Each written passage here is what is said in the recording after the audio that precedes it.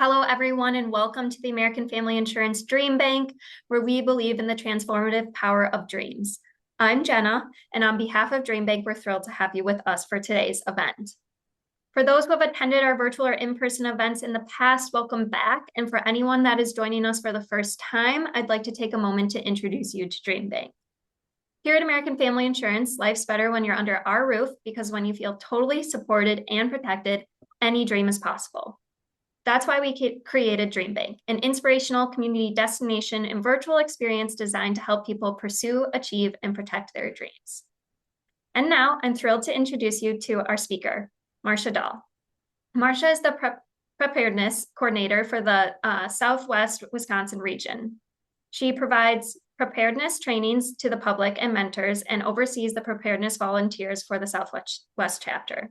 Marcia also has other roles in the Red Cross, including being part of the disaster action team, where she responds to local disasters such as fires and tornadoes, and she dispatches Red Cross responders to local disasters across the Wisconsin region.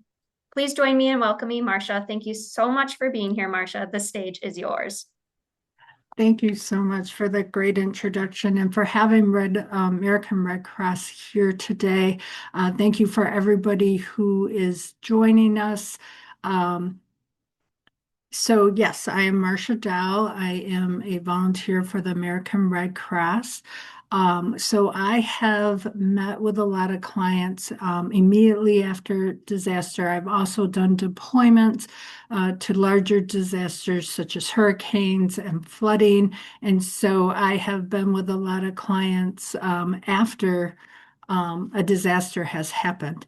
And so I love the opportunity when I'm able to come and talk to people about the before, the preparedness, how to have you be prepared for any disaster that may come your way. So we are going to talk about ready for anything, protection from life's unexpected storms.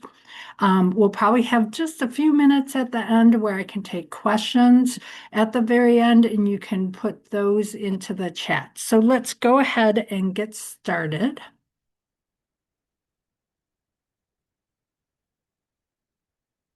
Okay, so disasters can happen anywhere. They can happen anytime, any community, without warning. And so they can affect any of us. So it's very important that each of us can prepare ourselves, our household, because in the case of a disaster, help may not be available immediately. Roads may become impassable. The emergency services um, are overwhelmed with everything coming in. Places that you normally get supplies from may not be open. Your pharmacies, your gas stations, your grocery stores are all going to be impacted. So when we prepare, we stay safe, we can adapt to those challenges, and we can recover quickly. We can help our household recover quickly, but also our community. So when we talk about preparing, one of the most important things we want to do is think about the hazards that we face. And I see we kind of have a national audience. So I kind of want everybody to look at this slide, look at these different hazards, and identify which hazards would affect you where you are living. And then we're also going to talk a little bit about traveling, things of that sort, keeping your plans in mind for that too. So one that could affect any of us, no matter where we're at, is home fires. So you always want to have a plan for home fires, but then think about what other hazards would affect you. Like for me, near Madison, Wisconsin, other ones would be tornado. We can have flooding, thunderstorms, blizzards, extreme cold, which what we've been dealing with for a while. So this is going to become very important as we continue talking about how to be prepared. And you're going to hear me bring this up numerous times on every step. So to be Red Cross ready, there's three things we want to do. You want to get a kit, which is gathering supplies, have those ahead of time before a disaster is known about or comes. And you will have all those supplies for your household. You want to make a plan so you and everybody in your household know what to do under each type of hazard and circumstances and who to communicate with. And then you want to know how are you going to be informed for each type of hazard that may happen in your area. So we are going to get into each one of those. So the first thing we're going to talk about is getting a kit. So you want to have a household kit, and we're going to talk about different kits. So one, you want to have at least, I know it says 3 days, 2 weeks is better. I would say you want to have at least 2 weeks supply in your house. That's a household kit for everybody that's going to have the essentials that you need. You also want to have a go bag that will be very lightweight that you can grab, going to have enough of everything for everybody in your household. And you may need a couple of them depending on your size of your household, where if you had to evacuate quickly, you would have a 3 day supply in that to go bag. And I already talked about we want to have supplies for each member in your household, and you want to customize your kits for the needs of your household, but then also the types of disasters that may affect your area. So gather the essentials. So what you need every day. So first of all, water. You want to have at least 1 gallon of water per person per day. You want to have food, non-perishable food, enough for everybody. You want to have a radio, battery-operated radio or a crank one, flashlights, medications. So you want to have medications for everybody in your household. Um, I recommend at least a week. Actually, keep a 30-day supply to always make sure I have that many. So whatever disaster comes, I always make sure I have my medication. Have a first aid kit. You want to have maps, extra cash, copies of important documents. And we're going to talk about that quite a bit more. You want to have family emergency contact information. You want to have sanitation and hygiene items. And so these are the types of the essential things you want to have in your kits. And then once you gather the essential items, you want to customize your kit. And there's a few things here that you want to consider as you're customizing your kit is health and medical needs. Is there certain things like syringes or diabetic testing strips or any type of special medical need or equipment that you would need that you use daily that you need to make sure that you have during a disaster. Also, if you're getting certain treatments, regular treatments, medical treatments, talk to that provider now to talk about what would happen if there was a disaster. How could you continue those treatments? So make sure you have everything you need medically for everybody in your household. Also think of your little ones, your baby supplies. Make sure you have bottles, formulas, diapers, everything your toddlers and infants may need. Don't forget your pets and your service animals. Have food for them, collar, pet carrier, everything that your pet would need as well. Have that in your kit. We always recommend having something that would comfort you when you're stressed and your family. For little kids, it could be stuffed animals, it could be a little toy. We also have some other suggestions here on the slide, but consider that as well. And then also think about things that you might need for that might be disaster specific. So here again, as we're talking about those hazards, what hazards would require you to maybe have additional things, like maybe rain gear would be one, or a respirator, or a whistle, work gloves. There's all kinds of things. And at the end of the presentation, we're going to put some links out to give you additional information. I know I went through a lot of supplies today, but one of those links is going to be to the essential list and the additional things to customize your list or customize your kits. And then you want to have a kit for everywhere. You may be at work and something may happen to that area where you have to evacuate your work quickly. And you may need to, you may not get to your car. So you may have to walk a while. So have a bag that you could grab quickly, food, water, walking shoes. Also, I think for those of us I'm in Wisconsin, think about your vehicle kit. This time of year, there's always additional things in my vehicle kit, shovel, extra blankets, coat, hat, gloves are all extra in my car. So in addition to the regular things you may have year round, that are listed here, you would want your seasonal supplies as well. All right. And so one more thing about kits. As I know, I went through a lot there, and it can be a little overwhelming, but as you are making your kit and with your plan too, which we're going to talk about next, the next part of being Red Cross ready is making a plan. But with all of these, just take it a little bit at a time, maybe a day or each week, add things to your kit, and eventually it will be made and ready to go. So don't be overwhelmed by everything I'm going through today. All right, so make a plan. So things that we want to consider when we are making a plan. Again, we're talking about you want to think about every type of disaster because that's going to, when you think about each of those hazards, you want to start thinking about how you're going to react in each situation. We're going to get into a little more detail about that. So consider the disasters that may affect you. Also consider household member locations.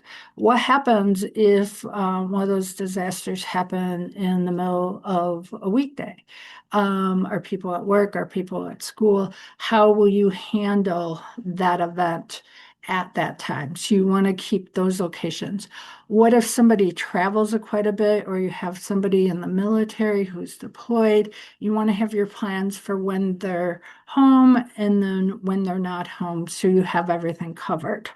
And then you also want to consider household members with access or functional needs. Now, these you want to plan a little differently for. You want to go a little more in depth on.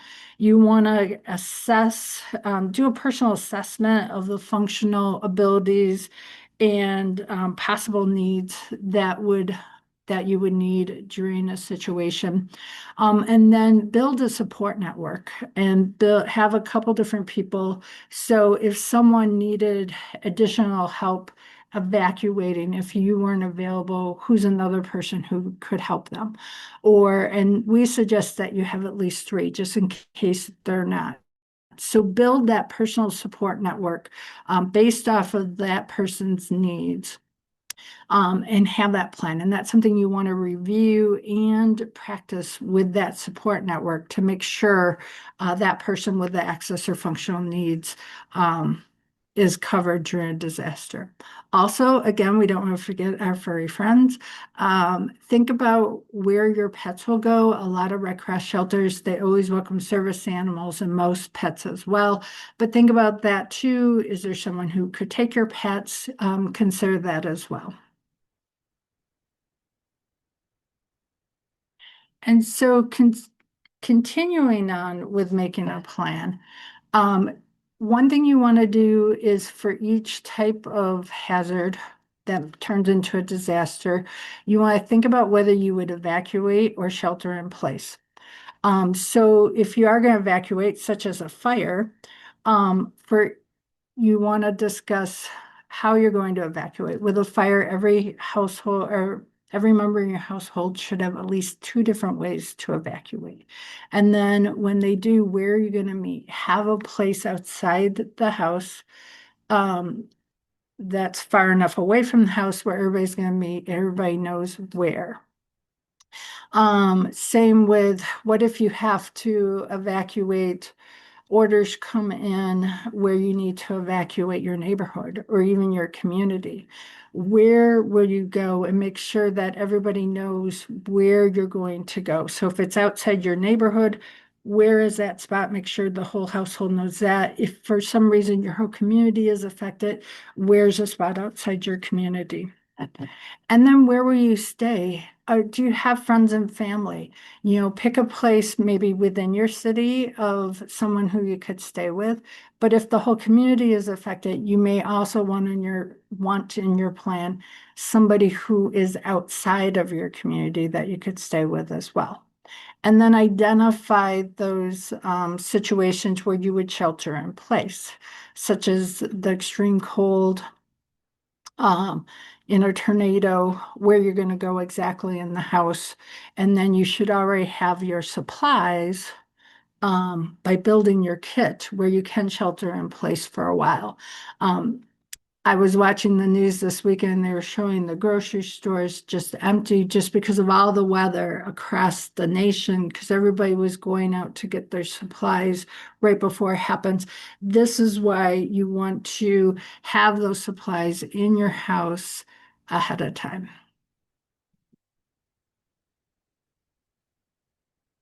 And then another part of making our plan is communication. And this is a big part. We have a lot of communication, a lot of information on our phones, but in a disaster, your phone may not be available. You may lose your phone. You may not have power. You may lose battery. There's a lot of reasons why you may not be able to access your information. Networks may be down, those types of things. So we recommend each person having a contact card in your household. So create contact cards for everybody in your household.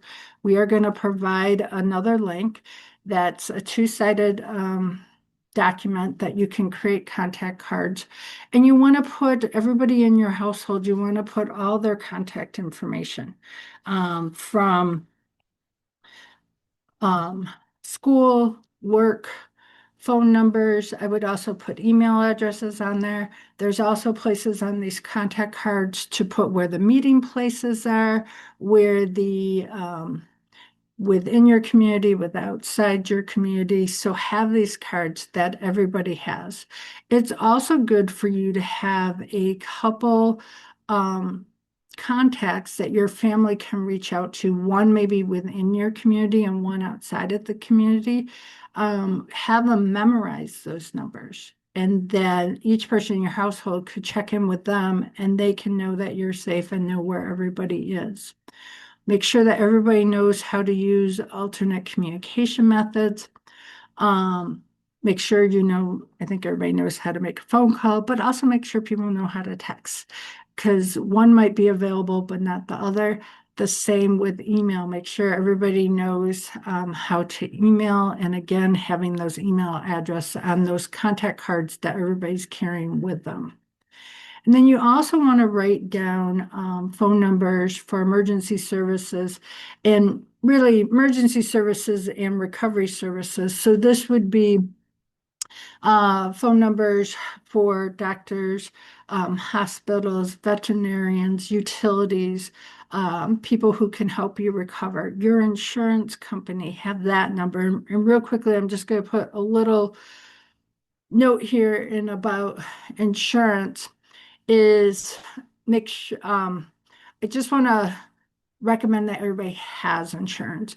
And the reason why I say that, I have met with so many clients over the last 4 years in when they're recovering. And I've met a lot without insurance, especially renters insurance. Just make sure your property is covered, even though there's going to be resources out there for you. It's not going to cover everything you had, and your recovery is going to be so much easier if you do have that insurance. And then make sure you have your insurance number and also make sure you know what you are being covered for. Because there's certain disasters such as flood and earthquake that need additional coverage. And then also like renters insurance, what do they cover? Do they also cover a stay at a hotel or so while you're finding another place to stay? So make sure you're really looking into what coverage you have and that you have that information for after the emergency. So write down all those key numbers of people that you may want to contact afterwards. Have those, you have them on your phone, have hard copies, share them with your support network, people that you may be contacting after the emergency, and then make sure everybody in your household has those as well and put them into your to-go bag. And then prepare the documents you will need. It's really good idea to have copies of all, like your passport, social security, driver's license, marriage license, financial information, medical information, who your doctors are, what prescriptions you take, what doses, everything written out. Have copies of those as well. I recommend having those in your to-go bag as well. We already talked about sharing your contact list with your support group and your household.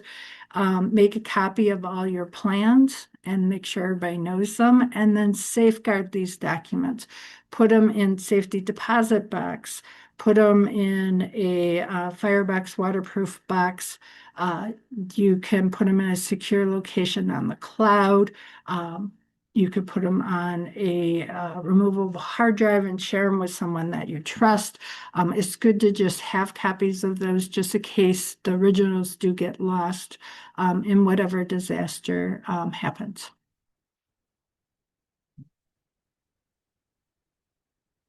And review and practice your plan with your household members, personal support group, and anyone you may rely on in an emergency.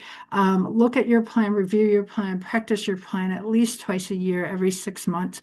Same with the kits. You want to make sure that you are checking your kits, checking expiration dates, your supply kits, making sure that everything works. You want to do that twice a year. And then one little trick that I do with keeping my supply kits fresh is like with the prescription. When I get a new prescription, I always keep a 30-day supply. I will take the 30-day supply that I have in my kit, I will put that into using it right away and then put the fresh ones into my kit. And you can do that with food. I do that with beef sticks. It's another way to keep your kit fresh and ready to go. All right, and then our third part of being Red Cross Ready first was to build our kits, then to make a plan, and now you want to make sure you are being informed. Again, making sure you know what your local emergencies are, but also working with your community to know how do they let you know about these, what warning systems do they have. Get to know your neighbors. They may help you to get to know your community more. Sign up for alerts and warnings. There's different apps. And in the next slide, we're going to talk about the Red Cross Emergency app that will help you stay aware of everything going on in your area and really across the country. You can put in different zip codes to give you alerts and warnings. And then also make sure that you're staying informed when you're traveling, that you have a plan when you're traveling. So do the same thing before you go on the trip. Have a plan and be prepared before you go. All right, so then I want to talk about the Red Cross Emergency app.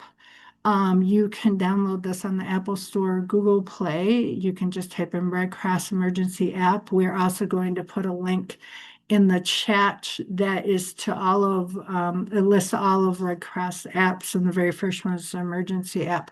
This is great because on one app, you can set up alerts and warnings for all the different types of hazards. You can customize it to your area. You can have multiple locations. So even if you want to monitor what's happening in areas where your family lives, you can do that as well.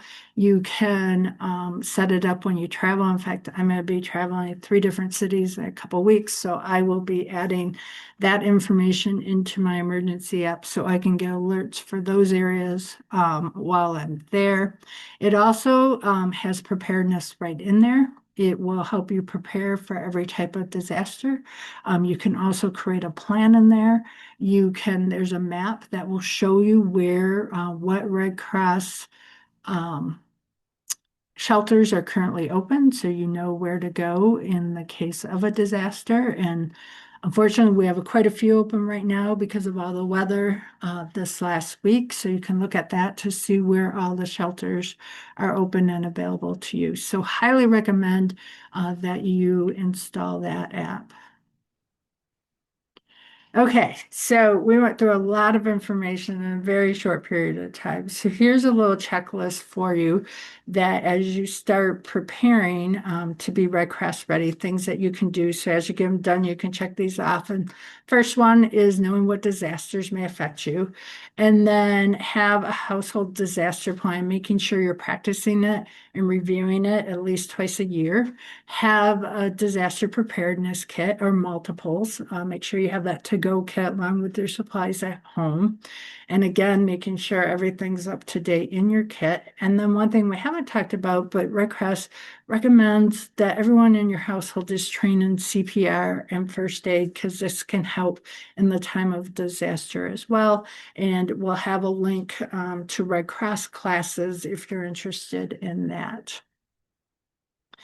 Okay, so here are some helpful resources. And so we're going to be putting these into the chat.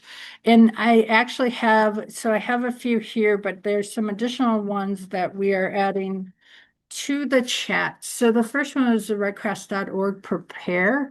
And within that site, there's a link to the list of items that we suggest that you put in a kit, and then items that you may want to think about to customize your kit, where I'm putting the specific link to that out there. There's also going to be a link to the contact card and a link to the Red Cross apps, including the emergency app. And then also there's a link to preparedness essential checklist. It's just a 2-page document that's going to give you good information and kind of summarize everything that I went over today. That would be very helpful for you to go through. Here's a link to, there's also a link to the first aid and CPR classes. And then if you or anyone you know is ever involved in a disaster, whether it's weather related, fire, have them call 1-800-RED Cross and we will be there to assist you. So I want to thank you all for your time today. Again, please take it step by step. I know it's a lot of information just over the next couple of weeks and months. Slowly build your kits and your plans so you can be ready. And then also talk about what you learned today with other people in your life and other people that you know so they may start planning for disasters as well. And with that, I know I don't believe we have too much time, but if we have time for one or two questions. Yes, I think we can do one question here. I saw one that came in. Will the Red Cross app have critical updates as needed, such as current evacuation zones, or is it more of an informational update? It is, I don't know the details of evacuation zones, but it is up to date. It is tied with the weather service, and gives you the actual, alerts and warnings. I believe it's going to include the evacuation warnings as well. So it is up to date, and it's going to give them to you as they come. Like I was getting the alerts this weekend for the extreme cold. Um, Awesome. Thank you. Well, we are at time here, so we will go ahead and wrap up. But Marcia, thank you so much for sharing your time and insights with us today. This was such an informative session. Thank And you so much for having me and allowing the Red Cross to speak today. absolutely. And to all who joined us for this session, thank you for being here. You can learn more about DreamBank's free upcoming programming at amfam.com/DreamBank and by connecting with us on our social channels. And if you're interested in revisiting this event or exploring past ones, our YouTube channel is the place to be. And on behalf of the American Family Insurance DreamBank, we look forward to hosting you again soon. Until then, keep dreaming fearlessly. Thank you.